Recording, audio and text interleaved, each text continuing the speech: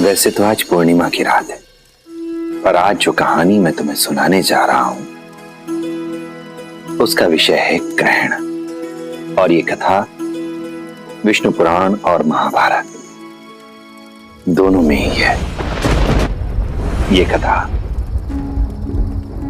कथा समुद्र मंथन के बाद की है, जबकि देवताओं और दैत्यों में अमृत को पाने के लिए होड़ लग गई थी। तब भगवान विष्णु ने मोहिनी का रूप रखा और देवताओं और दैत्यों को अलग अलग कतार में खड़ा कर दिया।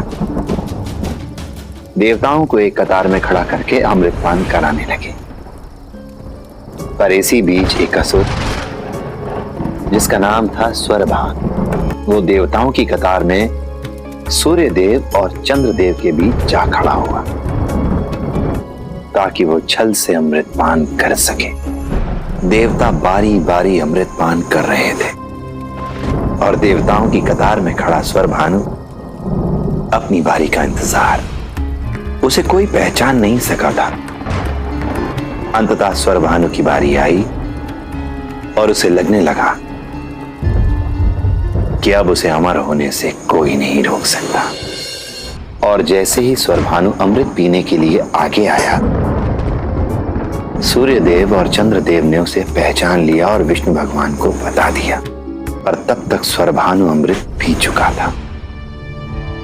अमृत गले से नीचे ना उतर पाए, इसलिए भगवान विष्णु ने तत्काल स्वरभानु का गला सुदर्शन चक्र से काट दिया। गला कटते ही अमृत शरीर से बाहर गिर गया, पर स्वरभानु का मुख तो अमृत चख चुका था।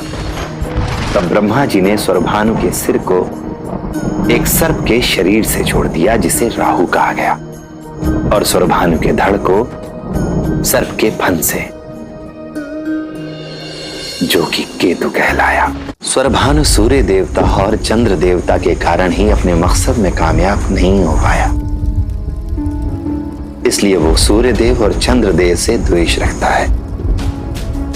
इसी द्वेष के कारण समय समय पर राहु सूर्य को ग्रहण करने की और केतु चंद्रमा को ग्रहण करने का प्रयास करता रहता है। पर थोड़ी देर बाद सूर्यदेव राहु से और चंद्रदेव केतु से मुक्त हो जाते हैं।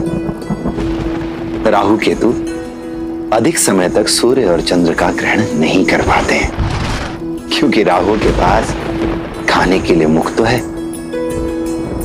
पर पचाने के लिए धड़ नहीं, और केतु के पास पचाने के लिए धड़ है तो खाने के लिए मुख नहीं।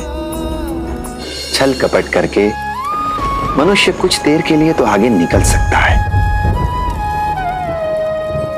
पर उसका कभी भला नहीं हो सकता। चाहे स्वरभानु हो या फिर रावण जैसा विद्वान, उनका छल, उनका कपट ही उनके पतन,